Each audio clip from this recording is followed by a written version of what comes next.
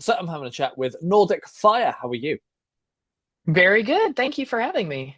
Pleasure is all mine. And we've been playing a new single of yours called Are We Alone? Tell us a bit about the single, first of all. This actually entire album and especially this single kind of reflects my journey. I started violin playing when I was 2 years old, was in a family band. We did a lot of international touring and all over the US. And basically, what people didn't know is I was actually raised and born into a cult, and and this is my kind of processing after leaving, and a few years after I kind of broke free, um, going through that whole process. So, Are We Alone is a lot about that journey of, I was homeschooled with my family and losing contact with my siblings and my best friends for not to get too deep too fast. It was a very lonely, excruciating process, but the whole album kind of journeys through, different points of that, and it gets happy. Like there's a song called Free where it's like positive and for the future and stuff. But it also is I've always been infatuated with extraterrestrial life, aliens, what's out there. And as you know, if you ask questions when you're in these situations called cults, it's not exactly okay. And so it's just kind of my breaking free, asking all the questions, expressing how I'm feeling at that time. Luckily, I am through that process, and this album helped a lot with that. But now it's on to happier times. Good, good. Uh, There, deep, deep thoughts right there at the yeah, beginning. yeah, deeper than many, I must admit.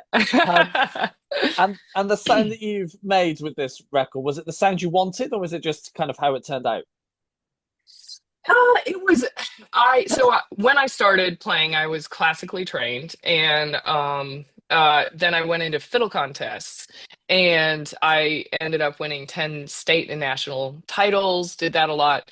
And then I became a rebel because I decided I wanted to just pursue the sound I liked, which is kind of pursuing a electric guitar sound with the violin and fiddle.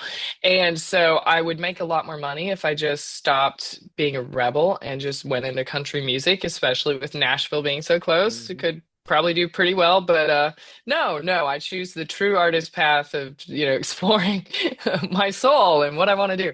So it was a journey because like the secret to the whole album is it's created like the underlying sounds. There's obviously the string lines, the violin parts where you hear violin, but like in Are We Alone per se, the beginning is like this chopping with the bow at the frog, but the base of the bow. And it's where you just do these unique like rhythm effects with the bow. And I was infatuated with it. And so it kind of started with that. And then it went into it just was this whole progression of exploring, pushing boundaries. There's a song, Missing You, that has I'm plucking, and that's the entire underlying part of the sound. And it's just this like it almost is like this watery pluck, and it's just fun. A lot of delays, a lot of toys. We worked till like 4, 5, or 6 in the morning, and I was used to going to bed normal, so it was just fun, Yeah. exploring the whole thing. So Yeah, yeah, I can well imagine. And although there are a few bands out there who do include violin in their rock music, how easy did you find it to kind of merge what normally is two different worlds together? well, being that I'm a violin narcissist, it was pretty easy because I think violin fits everywhere. So I teach on the side as well. Like I say, I'm not the country musician, so I have to come up with other ways of doing income. And so people are always bringing in songs. They're like, "Do you think a violin would fit on this?" And I'm like, "There's nothing that a violin doesn't sound good on." So, it's an amazing instrument, and that's kind of what I showcase. What I actually play is a five-string violin, so it incorporates the E, A, D, G strings of the violin, but it also has that low C on it Hmm. that has the viola incorporated. So it's kind of an all-in-one instrument. And I actually have a certain toy, that I got from the UK, and it's a Violectra, and it's actually they're famous for this, and it's a six string electric. So It goes, it just dips barely into cello range. I finally stopped pursuing a small violin instrument with more strings. I finally did buy a cello in 2020. So I can do all my string lines, all the spectrums, and it's really fun. So. Yeah, I can well imagine. And when it comes to writing music, how do tracks normally start off for you? It depends. What I try to do is write a song a day, and I find for artists it's so hard to finish something because you get caught up in self-doubt or not perfecting something or this or that. And so I really had to focus on the art of start to finish, even if it wasn't what I love doing. Even if some things didn't turn out, it's not going to be a hit a day, but it's kind of getting you in that creative space. And it really shocked me how much just, discipline really bred into creativity. So all of the above, I would say sometimes I'd actually even write, like Be True to Yourself was first written on a guitar, which I hate to admit.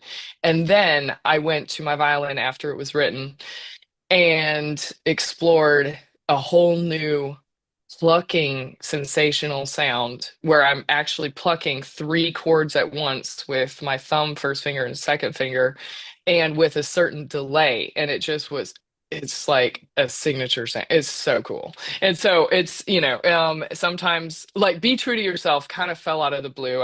It was a song that I wrote specifically to my brother as he was leaving the cult several years later. And it's hard to see what you're going through and have empathy for yourself. But when you look at someone you love so much and he's a younger brother and you see what he's going through, it fell out of the air. So that was just like everything happened. There are some other songs where it's like, I finished a version, wasn't happy, came back, tried to put every tool I ever knew inside of the song.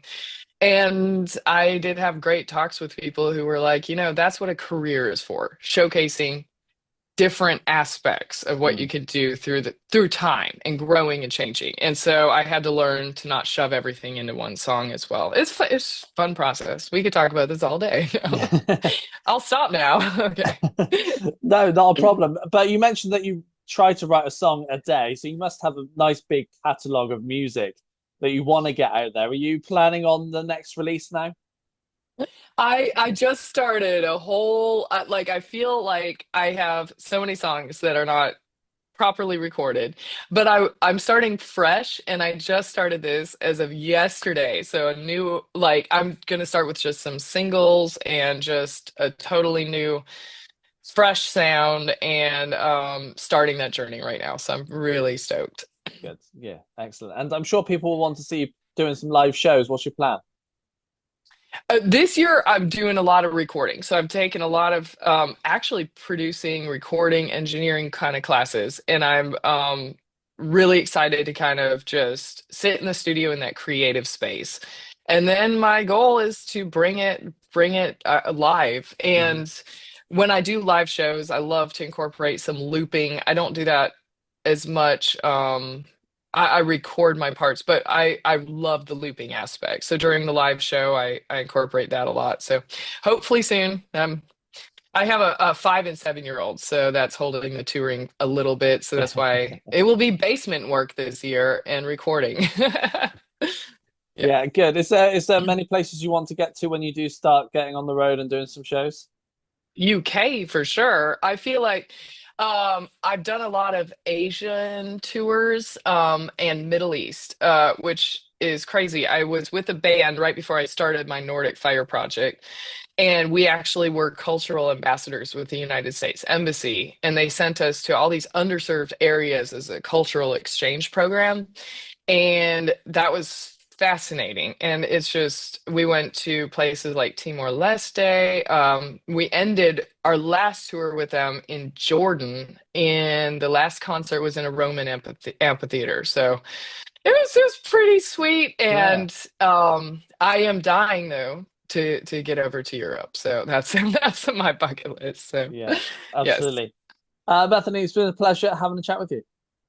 Thank you. Thank you so much for having me.